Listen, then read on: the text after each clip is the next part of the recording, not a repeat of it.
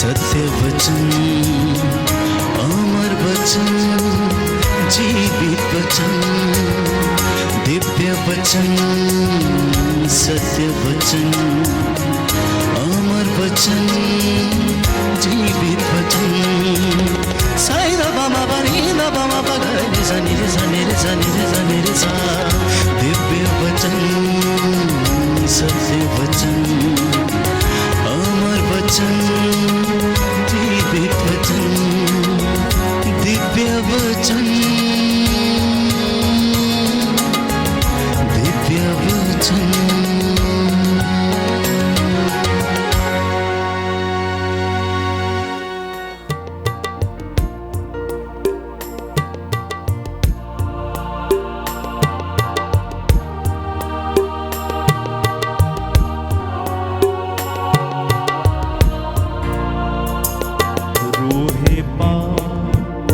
हम पे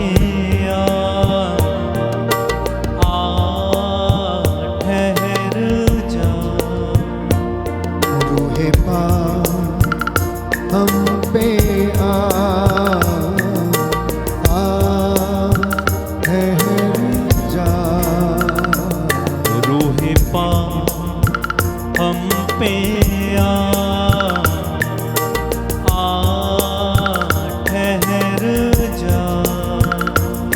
रूहे पाक हम पे ठहर जा। हाथों को खोल कर रूहे पाक उतर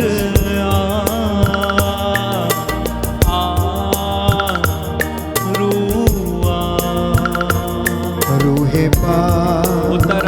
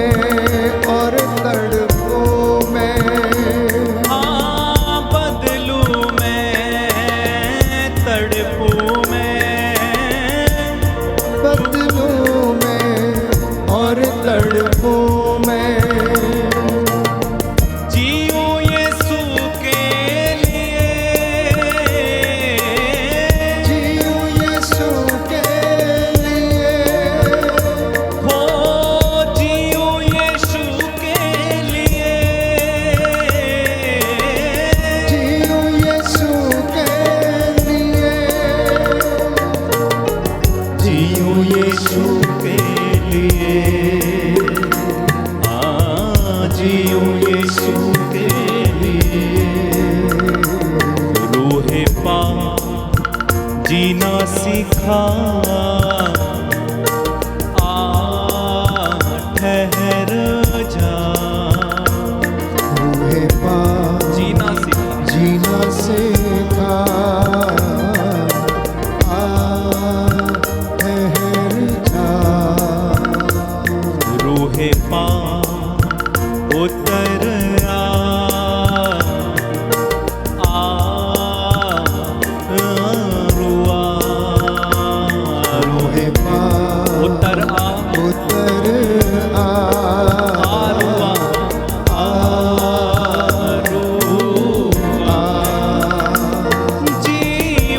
बदले तन मन बदले, जीवन बदले तन मन बदले, जीवन बदले तन मन बदले, जीवन बदले तन मन बदले, हाँ जीवन बदले तन मन बदले, जीवन बदले तन मन बदले, बदले सुर संगी, बदले सुर संगी, बदले सुर संगी, बदले सुर संगी। रूहे पा चलना सिखा,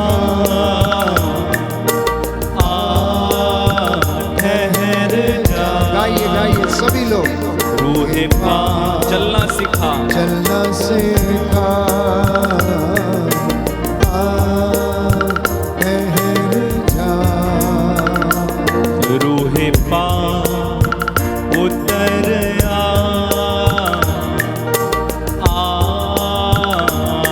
रूआ। रूहे पा उतर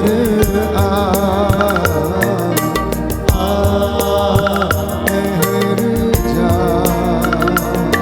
रूहे पा जीना सिखा, ठहर जा। रूहे पा चलना सिखा, आ ठहर जा। रूहे पा हम पे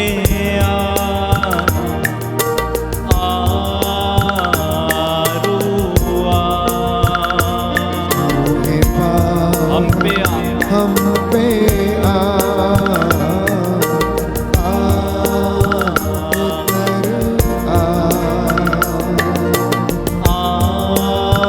ठहर जा।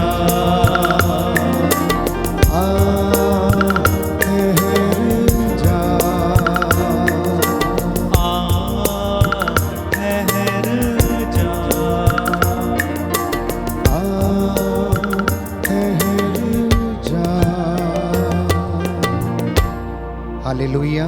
हालेलुया, दाहिना हाथ उठाकर मेरे साथ अंगीकार करें। हालेलुया। हालेलुया। हे प्रभु यीशु, हे प्रभु यीशु, आज का वचन मेरे लिए है, मेरे लिए, मेरे उद्धार के लिए है, मेरे उद्धार के मेरे लिए, परिवार के लिए है। मेरे परिवार के हे लिए। प्रभु यीशु, हे प्रभु यीशु, आपके वचन आपके वचन आत्मा और जीवन है। आत्मा और जीवन मैं है। इन वचनों को मैं इन वचनों अपने को जीवन में अपने जीवन में स्वीकार करता हूँ, स्वीकार करता हूँ, ग्रहण करता हूँ। ग्रहण करता हूँ। हालेलुया। हालेलुया। हे प्रभु यीशु, हे प्रभु यीशु, मुझसे बातें कीजिए। मुझसे बातें कीजिए। मैं आपके चरणों में आया हूँ। मैं आपके चरणों में आया। आप दयावान हैं, आप दयावान आप हैं। दया के सागर हैं, आप दया के सागर आप हैं। करुणामयी ईश्वर हैं। आप करुणामय ईश्वर हे हैं। प्रभु यीशु, हे प्रभु यीशु, आज मेरे परिवार पर, आज मेरे परिवार मेरे पर, समाज पर, मेरे समाज पर, कलीसिया पर, कलीसिया पर, मेरे राष्ट्र पर मेरे राष्ट्र पर दया कीजिए। दया कीजिए। हालेलुया। हालेलुया। हालेलुया। हालेलुया। प्रियजनों, प्रभु का संदेश ये है, यशायाह नबी का ग्रंथ अध्याय 48 पद संख्या 18। जिनके पास बाइबल है वो खोलें, अन्यथा आप इसे नोट करके रखें और इस वचन को याद करें। Book of Isaiah chapter 48 verse 18 लिखा है, यदि तुमने मेरी आज्ञाओं का पालन किया होता तो तुम्हारी सुख शांति नदी की तरह बहती। यदि तुमने मेरी आज्ञाओं का पालन किया होता तो तुम्हारी सुख शांति नदी की तरह उमड़ती और तुम्हारी धार्मिकता समुद्र की लहरों की तरह। तुम्हारे वंशज बालू की तरह हो गए होते हैं, तुम्हारी संतति उसके कणों की तरह असंख्य हो जाती। उसका नाम कभी नहीं मिटता और मैं उसे कभी अपनी दृष्टि से दूर नहीं करता। सुना आप लोगों ने? आप में से जितने लोग ये शिकायत करते हैं कि हाय मैं लुट गया, हाय मैं मर गया, हाय मुझे नौकरी नहीं मिलती, हाय मेरा सब कुछ नष्ट हो गया, हाय मेरे बच्चे कहना नहीं मानते, मेरा आदर नहीं करते, प्रभु कहता यदि तूने मेरी आज्ञाओं का पालन किया होता तो तेरे जीवन में, प्यारे भाइयों और बहनों, तुम्हारी सुख शांति नदी की तरह उमड़ती और तुम्हारी धार्मिकता समुद्र की लहरों की तरह उठती। आज इंसान शिकायत पे शिकायत करता जा रहा है। वर्षा समय पर नहीं होती, ऋतुएं लगभग चेंज होने लग गई हैं, और इस प्रकृति में हम बहुत सारे परिवर्तन देख रहे हैं।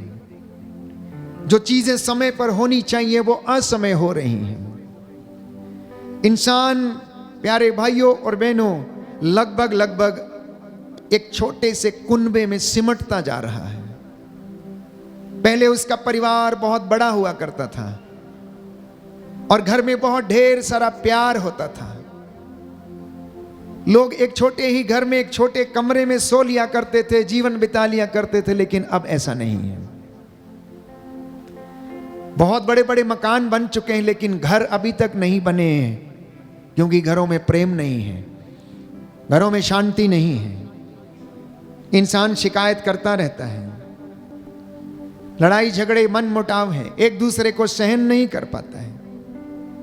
प्यारे भाइयों और बहनों, पहले पुराने जमाने में लोग 100 रुपए में भी पूरा घर चला लिया करते थे, लेकिन अब 1000 रुपए में भी चलता नहीं है। इंसान की विचारधारा कुंठित होती जा रही है, विचार बहुत छोटे होते जा रहे हैं, दिल में जगह नहीं है एक दूसरे को क्षमा करने और प्रेम करने की। तो ऐसी परिस्थिति में क्या आप ईश्वर से आशीष की आशा रखते हैं? पवित्र बाइबल कहती है, परमेश्वर का वचन ये कहता है कि यदि तू मेरी आज्ञाओं का पालन करता तो तेरी जिंदगी में ये विपत्तियां नहीं आती। हम लोग सोचते हैं कि हमारी जिंदगी में दुख क्यों आता, वाई सफरिंग। परमेश्वर, प्यारे भाइयों और बहनों, आपकी आत्मा को बचाना चाहता है। शरीर तो नश्वर है लेकिन आत्मा अमर है, इसलिए वो परमेश्वर आपकी आत्मा को बचाना चाहता है। इसलिए कभी कभी वो हमारी जिंदगी में दुख आने देता, कष्ट से होकर गुजरने देता है, ताकि हम ये रियलाइज करें कि हमारी आत्मा का बचाया जाना अनिवार्य है। हम प्रायश्चित करके उसके पास लौटें, हम निर्णय लें उसके पास लौटने का, हम उससे दूर ना भागें। पिछले दिनों के वक्तव्य में मैंने आपसे कहा कि इंसान के पास आज अनेक बहाने हैं ईश्वर के चरणों में नहीं जाने के लिए, मंदिर में नहीं जाने के लिए, प्रार्थना नहीं करने के। उसके पास अनेक बहाने हैं। जैसा कि यीशु ने स्वयं एक दृष्टांत अपने चेलों को, यहूदियों, शास्त्रियों और फरीसियों को सुनाया, और वो विवाह भोज का दृष्टांत था। सभी को निमंत्रण दिया गया है लेकिन उन्होंने निमंत्रण को ठुकरा दिया। बोले आज मेरा ये काम है, आज मुझे दफ्तर जाना है, आज मेरी नौकरी लगने वाली है, आज मेरी शादी होने वाली है, मेरे पिताजी ने बैल खरीदे तो उसकी ट्रायल लेना है, आज नया गाड़ी खरीदा है तो इसलिए उसका ट्रायल लेना है। प्यारे भाई और बहनों, और काम करने वाले बोलते हैं एक ही दिन तो सप्ताह में मिलता है छुट्टी का, संडे का, उस दिन कपड़े धोने होते हैं, डस्टिंग करना होता है, साफ करना होता है। कितने बहाने आप लोगों के पास। आज्ञाओं का पालन नहीं करते प्यारे भाई और बहनों, और शिकायतें करते हैं। मौसम बदल गया, वर्षा नहीं हो रही है, गर्मी बहुत ज़्यादा है। तो सुनिए प्रभु क्या कहता है। यिर्मयाह नबी का ग्रंथ अध्याय 5 पद संख्या 25 में, तुम्हारे कुकर्मों के कारण समय पर वर्षा नहीं होती है। सुन लीजिए ध्यान से, परमेश्वर क्या कहता है। तुम्हारे कुकर्मों के कारण समय पर वर्षा नहीं होती और तुम्हारे पापों ने तुमको वरदानों से वंचित कर दिया है। जिसके कान हो वो सुन ले, जिसके कान हो वो सुन ले कि परमेश्वर का वचन ये कहता है कि तुम्हारे कुकर्मों के कारण वर्षा समय पर नहीं होती और तुम्हारे पापों ने तुमको ईश्वर से दूर कर दिया, आशीषों से वंचित कर दिया है, और आप शिकायतों पर शिकायत करने के लिए लगे हुए हैं। प्यारे भाइयों और बहनों, पारिवारिक बंधनों में जकड़े हुए हैं, व्यक्तिगत बंधनों में जकड़े हुए हैं, ईश्वर के वचन को सुनना पहचानना नहीं चाहते हैं। इसलिए आज समय है कि परमेश्वर फिर से हमें याद दिला देना चाहता है कि मैं तुम्हें दंड नहीं देता, मैं देर से क्रोध करता हूं लेकिन तुमको दंड नहीं देता। मेरी अनुशासन की लाठी तुम्हें अब मेरी ओर आकर्षित करेगी। इसलिए यिर्मयाह नबी के ग्रंथ अध्याय 2 में पद संख्या 19, बुक ऑफ जरमाया चैप्टर 2 वर्स 19, प्रभु का वचन कहता है, तुम्हारी दुष्टता ही तुमको दंड देती है और तुम्हारा विश्वासघात तुमको मारता है। तुम्हारी दुष्टता तुमको दंड देती है, तुम्हारा विश्वासघात तुमको मारता है, और फिर भी तुम पूछते हो कि मेरी जिंदगी में कष्ट क्यों है, मेरी जिंदगी में दुख क्यों है, मेरा बेटा मेरा कहना क्यों नहीं मानता, मेरी बेटी मेरा कहना क्यों नहीं मानती? क्योंकि तुम्हारी दुष्टता तुमको दंड देती है। ये पवित्र बाइबल के वचन है प्यारे भाइयों और बहनों। इसलिए यीशु ने कहा, आशीष चाहते हो, उन्नति चाहते हो, तो प्रायश्चित का उचित फल उत्पन्न करो, प्रायश्चित का उचित फल उत्पन्न करो, अन्यथा गणना ग्रंथ अध्याय 32 पद संख्या 23, book of Numbers chapter 32 verse 23 में ये लिखा है कि पाप का दंड भुगतना पड़ेगा। गणना ग्रंथ अध्याय 32, book of Numbers chapter 32 verse 23। एक वचन है, मैं आपके लिए पढ़ूंगा, जिससे कि प्रभु हमें स्पष्ट रूप से समझाए कि वो हमसे क्या चाहता है। किंतु यदि तुम ऐसा नहीं करोगे तो तुम प्रभु की दृष्टि में निश्चय ही अपराधी ठहरोगे और तुमको अपने पाप का दंड भुगतना पड़ेगा। तुम अपने बाल बच्चों के लिए नगर बसाओ और अपने गल्लों के लिए बाड़े बनाओ, किंतु अपनी प्रतिज्ञा को पूरा करो। अपनी प्रतिज्ञा को तुम पूरा करो जो तुमने परमेश्वर के साथ किया है। भले ही तुम अपने लिए घर बनाओ, बाड़े बनाओ, कुछ भी करो, लेकिन तुम अपनी की गई मन्नतों को परमेश्वर के सामने उसको पूरा करो, अन्यथा तुमको दंड तुम्हारे पाप का भुगतना पड़ेगा।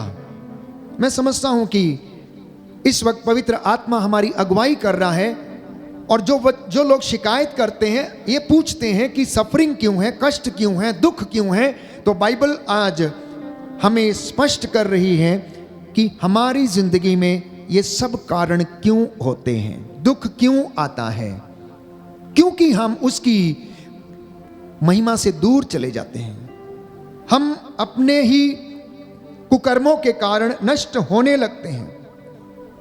इसलिए प्रभु का वचन ये कहता है कि हे यरूशलेम, अपने हृदय से बुराई दूर करो। यिर्मयाह नबी का ग्रंथ अध्याय 4 पद संख्या 8। यरूशलेम चुना हुआ शहर, बेथलेहम नगरी जहां से प्रभु की पवित्रता और ज्योति उत्पन्न हुई।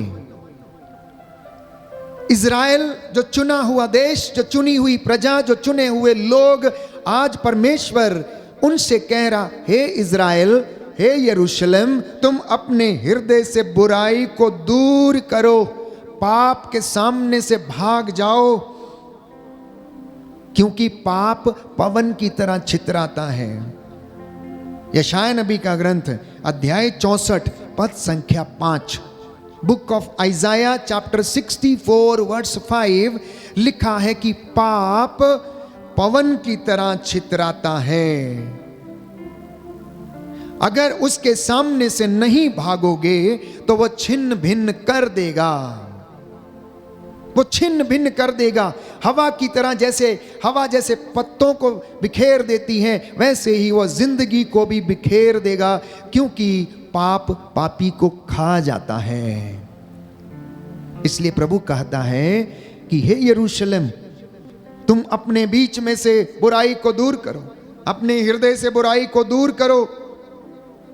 सुक्ति ग्रंथ अध्याय 5 पद संख्या 22 से 23 में यह लिखा हुआ है, प्रभु का वचन हमें बताता है कि दुष्ट अपने कुकर्मों के कारण मर जाएगा, लेकिन धर्मी अपनी धार्मिकता का पुरस्कार पाएगा। बोलिए आमीन। आमीन। दाहिना हाथ उठाकर कुछ वचनों को मेरे पीछे दोहराइए और याद कीजिए। Hallelujah, hallelujah, hallelujah, hallelujah. यिर्मयाह नबी का ग्रंथ यिर्मयाह नबी का ग्रंथ अध्याय 5 पद 5 संख्या 25 पद संख्या 25। प्रभु कहता है, प्रभु कहता है, तुम्हारे कुकर्मों के कारण तुम्हारे कुकर्मों समय के पर कारण वर्षा नहीं होती, समय पर वर्षा नहीं तुम्हारे होती। पापों ने तुम्हारे पापों ने तुमको वरदानों से वंचित किया है। तुमको वरदानों से वंचित हालेलुया, किया है। हालेलुया। तुम्हारी दुष्टता तुम्हारी तुमको दुष्टता दंड देती है, तुमको दंड तुम्हारा देती है। विश्वासघात ही तुम्हारा विश्वास तुम्हें मारता है। तुम्हें मारता है। Hallelujah, hallelujah, hallelujah. हालेलुया। प्रभु यीशु ने कहा, प्रभु यीशु ने कहा, पश्चाताप का उचित फल पश्चाताप का उचित फल उत्पन्न करो। उत्पन्न करो। Hallelujah, hallelujah, hallelujah, hallelujah, hallelujah. Hallelujah. इसलिए प्रभु ये कहता है, जब तक ईश्वर मिल जाए तब तक उसके पास चली जा, लौट कर वापस मत आना, ढूंढना, ढूंढते रहना उसे, वो मिल जाएगा प्यारे भाइयों और बहनों। क्योंकि परमेश्वर को ऐसे सच्चे खोजियों की तलाश है। वो चाहता है कि इंसान उसे ढूंढे, वो चाहता है कि इंसान उसे खोजे, जिससे कि उसकी आत्मा को जीवन मिले। इसलिए प्यारे भाइयों और बहनों, ये पाप पूरे परिवार को पारिवारिक बंधनों में बांध देता है। मैंने कहा, पाप पापी को खा जाता है, पाप पापी को खा जाता है, गुटखा गुटके खाने वाले को खा जाता है, तंबाकू तंबाकू खाने वाले को खा जाता है, दारू दारू पीने वाले को खा जाती है, ड्रग्स ड्रग्स लेने वाले को खा जाता है, ईर्ष्या मन को खा जाती है, अहंकार प्यारे भाइयों और बहनों आत्मा को नष्ट कर देता है, और क्रोध हमारे आत्मा को और मन को नष्ट करता है। इसलिए इससे दूर भागना, इससे दूर भागना और निर्णय लेना अपने परिवार के साथ मिलकर। आप सुखी रहेंगे, आप रूखी सूखी चटनी के साथ खा लीजिए, लेकिन पड़ोसी के धन का लालच नहीं करिए, क्योंकि बाइबल तो यही कहती है, 10 हुक्मों में एक हुक्म है प्यारे भाइयों और बहनों की, पराये धन का लालच मत करो। और याकूब लिखता है कि धन सभी बुराइयों की जड़ है, धन सभी बुराइयों की जड़ है। इस धन को कमाने के पीछे बहुत सारे लोगों ने अपने परिवार को दांव पर लगा दिया है, अपनी जिंदगियों को दांव पर लगा दिया है, अपने शरीर को दांव पर लगा दिया है, अपने शरीर को बेच डाला है। कैसे? धन कमाने के लिए।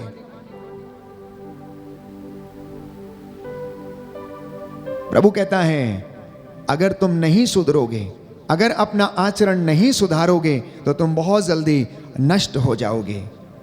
पैसे का लालच घर को प्यारे भाइयों और बहनों बर्बाद कर दिया है। पैसे के लालच के पीछे घर उजड़ गए, जीवन उजड़ गए, रिश्ते उजड़ गए हैं सिर्फ छोटे छोटे बातों के कारण। आज परिवारों में जब झगड़े होते हैं माता पिता के बीच में और संतान और माता पिता के बीच में, छोटे से झगड़े के कारण या पैसे या संपत्ति या किसी चीज के कारण, तो वो घर उजड़ जाता है। इसलिए कई मर्तबा मैंने समझाने की कोशिश की प्रभु की ओर से कि आप रिश्तों की लड़ाई ना लड़ें, आप रिश्तों की लड़ाई ना लड़ें। आपके विचारों में भिन्नता है, आपके विचार किसी दूसरे व्यक्ति से नहीं मिलते, कोई बात नहीं, लेकिन आप अपना रिश्ता कायम रखें, आदर कायम रखें, रिस्पेक्ट कायम रखें, एक दूसरे का आदर करें, एक दूसरे को सहन करें। ये प्रभु आज के इस दिन में हमें सिखाना चाहता है। दृढ़ता से प्रभु के ऊपर श्रद्धा रखें, क्योंकि अगर अन्याय बोया है तो विपत्ति ही लुनेगा। अगर अन्याय बोया है तो विपत्ति लुनेगा। सूक्ति ग्रंथ अध्याय 22 पद संख्या 8 में हम पढ़ते हैं, सुंदर वचन प्रभु कहता है कि जो तुमने बोया है तुम वही लुनोगे। अध्याय 22 पद संख्या 8 और उससे आगे, जो अन्याय बोता वह विपत्ति लुनेगा, उसके क्रोध की लाठी नष्ट हो जाएगी। इसलिए युवक को बचपन से सन्मार्ग की शिक्षा दो और वह बुढ़ापे तक उससे नहीं भटकेगा, बुढ़ापे तक उससे नहीं भटकेगा। प्यारे भाइयों और बहनों, अहंकार की वजह से बाइबल कहती है कि उसे नीचा दिखाया जाएगा। अगर आप सूक्ति ग्रंथ book of Proverbs chapter 21 verse 6 में पढ़ेंगे तो प्रभु का वचन हमें यूं बताता है। सूक्ति ग्रंथ अध्याय 21 अध्याय 29 पद संख्या 23 और उससे आगे, मनुष्य का अहंकार उसे नीचा दिखाता है, किंतु विनम्र व्यक्ति का सम्मान किया जाता है। मनुष्य का अहंकार उसे नीचा दिखाता है, लेकिन विनम्र व्यक्ति का सम्मान होता है, उसका आदर होता है, उसे इज्जत मिलती है प्यारे भाइयों और बहनों। इसलिए आज प्रभु हमसे ये बातें करना चाहता, समझाना चाहता है कि आप जिनके परिवार बिखर गए, टूट गए, रिश्ते बिखर गए, टूट गए हैं, आप निर्णय लो, प्रायश्चित करो और फिर से मेल मिलाप कर लो, क्योंकि ये उचित समय है। ईश्वर के पास लौट कर चले आओ, ये दिन बुरे हैं और शैतान ने प्यारे भाइयों और बहनों ये जिम्मेदारी ले रखी है कि वो किस तरह से पाप के द्वारा आपकी और मेरी आत्मा का नाश कर दे और हम ईश्वर की हजूरी से अलग हो जाएं, अलग हो जाएं। सुक्ति ग्रंथ अध्याय 21 पद संख्या 6। झूठ से कमाए हुए धन ने मृत्यु के पाश में लोगों को बांध दिया है। जिस व्यक्ति ने झूठ के द्वारा धन कमाया और अपने घर में भरा है, उसके द्वारा उसने मृत्यु को और अधोलोक को आमंत्रित किया है और वह मृत्यु के पाश में बंध चुका है। झूठ से कमाया हुआ धन असार है और वह मृत्यु के पाश में बांध देता है, मृत्यु के पाश में बांध देता है। आज आप एक झूठ बोलेंगे, कल दूसरा बोलना पड़ेगा, परसों तीसरा बोलना पड़ेगा, उसके बाद चौथा बोलना पड़ेगा, लेकिन एक ना एक दिन उस झूठ का घड़ा फूटेगा प्यारे भाइयों और बहनों। एक ना एक दिन वो बर्बादी के कगार पर पहुंच जाएगा। इसलिए प्रभु ये कहता है, यदि तुम्हारा दायां हाथ पाप का कारण बनता है तो उसे काट कर फेंक दो, उसे काट कर फेंक दो। इसका अर्थ क्या है? जिस जगह पे आप काम करते हैं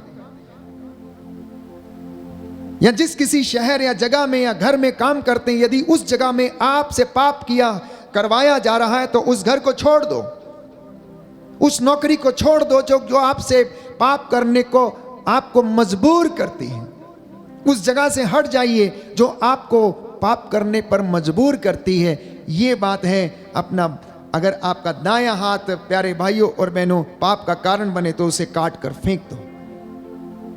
कई बार भाई लोग मुझसे पूछते हैं और कहते हैं कि फादर जी ये नौकरी कर रहे हैं, सब कुछ करना पड़ता है, करना पड़ता है, क्या करें, पैसा कमाने के लिए करना पड़ता है। तो मैं उन्हें से बोलता हूं वचन के द्वारा उनके समझाते हुए, ऐसी नौकरी छोड़ दो जो आपको पाप करने पर मजबूर करती। ईमानदारी की खाओ और वो तुम्हें उन्नति प्रदान करेगी, वो तुम्हें स्वास्थ्य प्रदान करेगी। घर में ईमानदारी की लेकर आना, चोरी का नहीं, झूठ का नहीं, किसी की छीन के नहीं, बेईमानी का नहीं, क्योंकि ऐसे कमाए हुए धन से घर में कभी उन्नति नहीं आती है, घर में कभी उन्नति नहीं आती।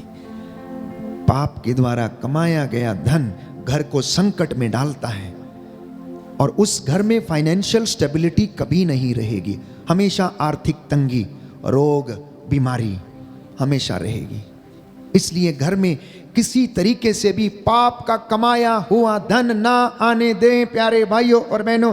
मैंने आपसे कहा कि आज पैसा कमाने के लिए लोगों ने अपने शरीर का भी सौदा कर डाला है और उसके द्वारा वो कमा के घर में उसी पैसे का इस्तेमाल करते हैं। रिश्ता कितना भी गहरा क्यों ना हो, यदि वो आपके लिए पाप का कारण बनता है तो उसे निकाल फेंकिए।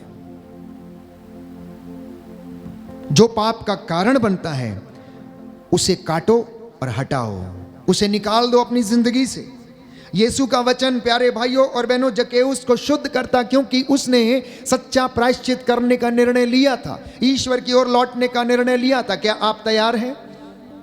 मैंने पिछले दिनों के वक्तव्य में कहा कि क्या आप एक मसीही जीवन जी रहे हैं या नहीं। यदि मसीही जीवन को जीना है तो ये सब काम हमें करने पड़ेंगे। ये बाइबल के वचनों पर हमें चलने का प्रयास करना पड़ेगा। नोबडी इज परफेक्ट, कोई भी परफेक्ट नहीं है। हम उस परफेक्शन की ओर बढ़ रहे हैं। यहां तक कि संत पौलुस ने भी ये कहा, मैं ये नहीं कहता कि मैं जिस दौड़ में दौड़ रहा हूं या जिस उद्देश्य के लिए मैं दौड़ रहा हूं वो मुझे मिल गया है। बोला नहीं, अभी नहीं मिला है, मैं तो प्रयास कर रहा हूं कि मैं उस उद्देश्य को पालूं, मैं ईश्वर की महिमा को देख सकूं। इसलिए मैं नित्य प्रतिदिन प्रयास करता हूं, कोशिश करता हूं, प्रार्थना करता हूं, उपवास करता हूं, मन आत्मा हृदय को शुद्ध करने का मैं प्रयास करता हूं ताकि मैं उस मुकाम तक पहुंच सकूं। मैं उस परमेश्वर की महिमा को देख सकूं। इसलिए प्यारे भाइयों और बहनों, यीशु जब लोगों के घर में गए तो उनके घर में मुक्ति आई। आज यीशु आपके घर में कैसे आता है? आज यीशु आपके घर में वचन के माध्यम से आता है। आज वो आपके जीवन में, आपके घर में दुआ के माध्यम से विद्यमान रहता है। जैसा कि उसने कहा, जहां पर 2 या 3 मेरे नाम से एकत्र होते, मैं उनके बीच में हाजिर रहता हूं। जी हां, वो हाजिर रहता है प्यारे भाइयों और बहनों।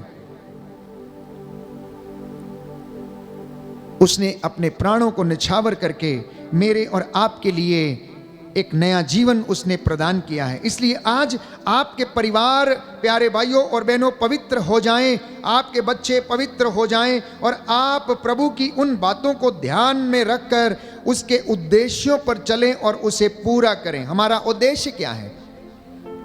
हमारा उद्देश्य क्या है?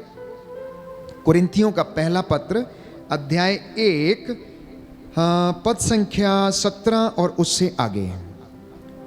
First letter of St. Paul to the Corinthians chapter 1 verse 17 लिखा है, क्योंकि मसीह ने मुझे बपतिस्मा देने नहीं बल्कि सुसमाचार का प्रचार करने भेजा है। मैंने इस कार्य के लिए अलंकृत भाषा का व्यवहार नहीं किया जिससे मसीह के क्रूस के संदेश का प्रभाव फीका पड़ जाए। जो विनाश के मार्ग पर चलते हैं वे क्रूस की शिक्षा को मूर्खता समझते हैं, किंतु हम लोगों के लिए जो मुक्ति के मार्ग पर चलते हैं वह ईश्वर का सामर्थ्य है। क्योंकि लिखा है, मैं ज्ञानियों का ज्ञान नष्ट करूंगा और समझदारों की चतुराई व्यर्थ कर दूंगा। ये हमारे परमेश्वर का महान कार्य है प्यारे भाइयों और बहनों, कि मुझे और आपको जो बपतिस्मा जो दिया गया है वो इसलिए दिया गया है ताकि मैं और आप ईश्वर के नाम को, उसके सुसमाचार को सुनाएं, उसको अंगीकार करें। और यदि कोई व्यक्ति उसको सुनना नहीं चाहता, उस पर चलना नहीं चाहता है, तो वह लिखा है क्रूस की शिक्षा को वो मूर्खता समझता है। लेकिन प्रभु ये कहता है कि मैं ज्ञानियों का ज्ञान नष्ट करूंगा और समझदारों की चतुराई व्यर्थ कर दूंगा। आज इंसान ने तरक्की की, आज इंसान ने विज्ञान में इतनी तरक्की की है, मिसाइलों का निर्माण किया, परमाणु बम का निर्माण किया है, चंद्रमा तक पहुंचने को उसने सफलता हासिल की है, लेकिन ईश्वर को समझने में वो असमर्थ रहा है, उसके रहस्यों को जानने में वो असमर्थ रहा है, क्योंकि उसके रहस्य बड़े गूढ़ हैं प्यारे भाइयों और बहनों। इसलिए आज जब हम इन वचनों को सुन रहे हैं, इन वचनों को हम पढ़ रहे हैं, तो आज प्रभु से कृपा मांगना, क्योंकि प्रभु जो आपकी जिंदगी में पूरा करना चाहता है वह कर देता है। अगर आप वचन पढ़ेंगे न्यायकर्ताओं का ग्रंथ अध्याय 13 पद संख्या 2 और उससे आगे, न्यायकर्ताओं का ग्रंथ अध्याय 13 पद संख्या 2 और उससे आगे लिखा है, सोरा में दान वंश का मनोहा नामक मनुष्य रहता था। उसकी पत्नी बांझ थी, उसके कभी संतान नहीं हुई थी। तो प्रभु का दूत उसे दिखाई दिया और उससे यह बोला कि आप बांझ हैं, आपके कभी संतान नहीं हुई, किंतु अब आप गर्भवती होंगी और पुत्र प्रसव करेंगी। आप सावधान रहें, आप ना तो अंगूरी या मदिरा पिएं और ना कोई अपवित्र वस्तु खाएं, क्योंकि आप गर्भवती होंगी और पुत्र प्रसव करेंगी। बालक के सिर पर उस्तरा नहीं चलाया जाएगा, क्योंकि वह अपनी माता के गर्भ में ईश्वर को समर्पित होगा। अब जब परमेश्वर आपसे ये बात कर रहा है और आप जो लोग वचन सुन रहे हैं, आप जो लोग नव विवाहित हैं, आप जो लोग बच्चे की प्लानिंग कर रहे हैं या बच्चे के लिए आप प्रभु से प्रार्थना कर रहे हैं, तो ये वचन आपके लिए स्पष्ट है कि अब तक जो बांझ कहलाती थी या प्रसव नहीं कर रही थी या गर्भवती नहीं हो रही थी, तो प्रभु की यह शिक्षा है। और प्रभु ये कहता है, अगर तूने मेरी शिक्षा पर चला होता या होती तो तेरी सुख शांति नदी की तरह उमड़ती और तेरी धार्मिकता समुद्र की लहरों की तरह। और अगले वचनों में लिखा है प्यारे भाइयों और बहनों कि फिर से उसने पूछा कि जो वरदान तूने हमें दिया है, वो संतान जो मेरे घर में आएगी, वो क्या करना चाहिए? तो अगर आप वचन पढ़ेंगे वचन 15 में, तो प्रभु के दूत ने फिर से उनसे कहा कि जो बातें तुम्हारी पत्नी को मैंने कही हैं, उनका पालन तुम्हारा वो पुत्र करे। तुम्हारा वो पुत्र जो पैदा होगा ईश्वर की ओर से, उस सारे कामों को तुम्हारा पुत्र भी करे। ये परमेश्वर की इच्छा है, ये परमेश्वर की इच्छा है। आप में से बहुत सारे लोग आज बैठे हैं और वचन सुन रहे हैं। प्यारे भाइयों और बहनों, यदि पश्चाताप नहीं करेंगे, यदि आप निर्णय नहीं लेंगे, तो प्रियजनों, हम बर्बादी की ओर चलते जाएंगे। आदम और हेवा के विषय में हम जानते हैं, उन्होंने अपने आप को पत्तों में छिपाया, उन्होंने अपने नग्न शरीर को पत्तों में छुपाने की कोशिश की, लेकिन ऐसा संभव नहीं था। कई बार हम लोग भी अपने आप को छिपाने की कोशिश करते हैं। कैसे? अपराध बोध के कारण, आज्ञा उल्लंघन के कारण। जिस तरीके से आदम डर गया, वैसे ही हम लोग भी डरते हैं, ईश्वर के पास आने से हिचकिचाते हैं। परमेश्वर का वचन आज हमसे कहता है कि तुम मेरे पास लौटो और मैं तुम्हारे पास लौटूंगा। तुम मेरी आज्ञाओं का पालन करो और तुम्हारी धार्मिकता समुद्र की लहरों की तरह उमड़ने लगेगी, तुम्हारी सुख शांति नदी की तरह बहने लगेगी। परमेश्वर बेचैन रहता है अपने बच्चों का दर्शन करने के लिए। जिस तरीके से माँ और बाप अपने बच्चों को देखने के लिए तरसते हैं, परमेश्वर भी वैसे ही अपनी प्रजा को देखने के लिए तरसता रहता है। परमेश्वर हमारे बीच में आता है बातें करने के लिए, आपको समझाने के लिए, आपको बताने के लिए कि मैं जीवित हूं। क्या हमने अपने आप को छिपाया हुआ है? मैं आपसे पूछ रहा हूं, क्या आपने अपने आप को आदम के जैसे छिपा रखा है? पाप के पीछे छिपाया है, अपराध बोध में आपने अपने आप को छिपाया है, किसी गलत रिश्ते में छिपाया है, किसी गंदी आदत में आपने अपने आप को छिपा के रखा है, जिससे कि आप परमेश्वर का सामना नहीं करना चाहते, बाहर नहीं आना चाहते और कह रहे हैं, नहीं परमेश्वर, मैं डर गया, तेरी आवाज सुन के डर गया, मैं तेरे वचन सुन के डर गया, क्योंकि ये वचन बड़े कठोर हैं, ये काटते हैं, ये छेदते हैं, इसलिए मैं इनका सामना नहीं कर पाता, तो मैं तेरे पास नहीं आया, मैं तेरी आवाज सुन के डर गया था। क्या हमारी जिंदगी में भी ऐसा ही है? क्या हम भी आदम और हवा के जैसे अपने आप को पत्तों के पीछे छिपाए हुए हैं, अन्याय की संपत्ति बटोर के, धन का लालच करके, पराये धन का लालच करके, पराई स्त्री की कामना करके, हत्या करके, झूठ बोल के, चोरी करके? क्या हम अपने आप को इन पत्तों के पीछे छिपाए बैठे हैं? यदि ऐसा है तो आज प्यारे भाइयों और बहनों, एक निर्णय करना, जकेउस के जैसे, उड़ाऊ पुत्र के जैसे। जकेउस ने निर्णय लिया कि मैं आज से अपनी संपत्ति का आधा हिस्सा बेचकर गरीबों में बांटूंगा। जिसका मैंने लूटा है, जिसका मैंने ठगा है, उसका 4 गुना वापस लौटाऊंगा। उड़ाऊ पुत्र ने निर्णय लिया कि मैं उठूंगा, जाऊंगा, प्रायश्चित करूंगा, अपने पिता से कहूंगा, पिताजी मैंने आपके विरुद्ध पाप किया, मुझे अपने नौकरों में से एक रख लीजिए, क्योंकि मैं आपका बेटा कहलाने के योग्य नहीं हूं।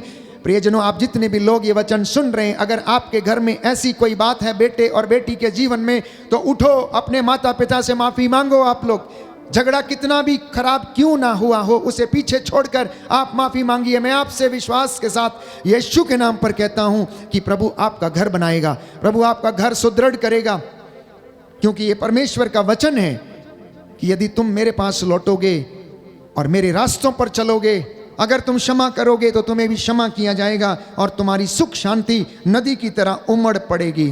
परमेश्वर का न्याय और दया दोनों बराबर काम करती हैं, याद रखना। परमेश्वर का न्याय और उसकी दया दोनों बराबर काम करती हैं। वो निष्पक्ष रूप से न्याय करता है, वो पक्षपात नहीं करता है। परमेश्वर की दया हमारे पापों, कमजोरियों एवं असफलताओं से कहीं ज्यादा महान है। इसलिए अपना क्रोध छोड़ दीजिए और ईश्वर के पास लौटकर चले आइए। अपने अहंकार को छोड़ दीजिए और ईश्वर के पास लौटकर चले आइए। विनम्र बन जाइए, आपके घर बन जाएंगे। मकान है लेकिन घर आपके नहीं बने हैं, रिश्तों में दरार है। प्रभु जानता है और आप भी जानते हैं कि आपके परिवार की क्या समस्या है।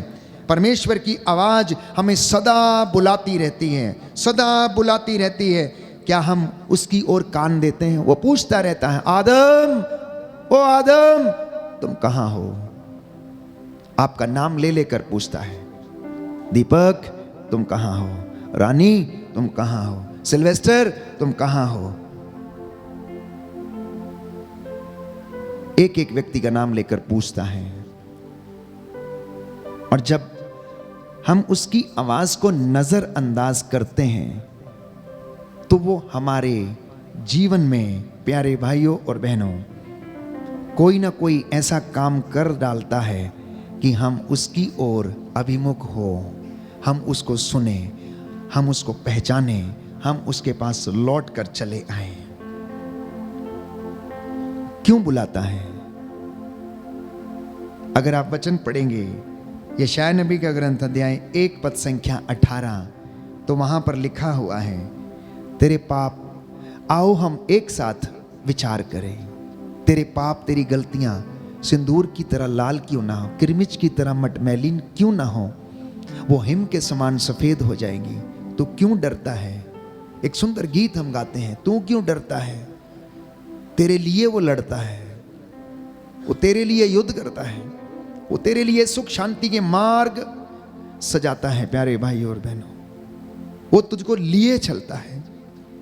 इतने फोन कॉल्स आप लोगों के आते हैं, कई लोग हताश निराश होकर दिन रात, प्यारे भाइयों और बहनों, बस यही चाहते हैं कि किस तरह से प्रभु उनके जीवन में काम करे, उनके पापों की क्षमा उन्हें मिल जाए, प्यारे भाइयों और बहनों, लेकिन अपना जीवन बदलना नहीं चाहते हैं, निर्णय लेना नहीं चाहते हैं।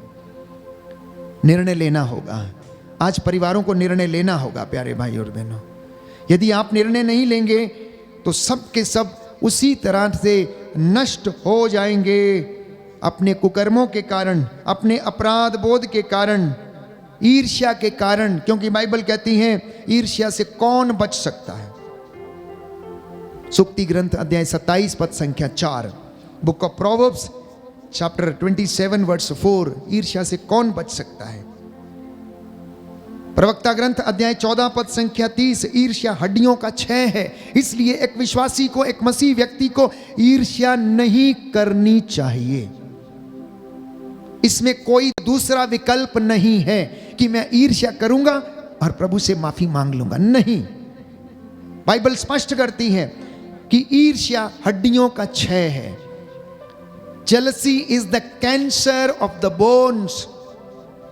और यदि कोई ईर्ष्या में जीवन जीता है तो वो अपने जीवन को नष्ट करता है। Jealousy is cancer. प्रवक्ता book of Proverbs chapter 17 verse 13, सुक्ति ग्रंथ अध्याय 17 पद संख्या 13, जो भलाई का बदला बुराई से चुकाता है उसके घर से विपत्ति कभी नहीं जाएगी। जो भलाई का बदला बुराई से चुकाता है उसके घर से विपत्ति कभी नहीं जाएगी। प्रियजनों, प्रिय विश्वासियों, आज ये कलाम आप सुन रहे हैं, ये परमेश्वर का कलाम है। और इन्हीं कलाम को सुनकर, इन्हीं गवाहियों को सुनकर सैकड़ों लोगों ने, जब प्रेरितों ने वचन सुनाया तो उन लोगों ने बपतिस्मा ग्रहण किया और अपने जीवन को बदल लिया। आज अगर आप ध्यानपूर्वक इन बातों को सुन रहे हैं तो आज आपकी जिंदगी में बदलाव आएगा और ये काम परमेश्वर का वचन करेगा। आप बच्चों में, माता पिता में जो मनमुटाव हैं, झगड़े हैं, वो दूर होंगे।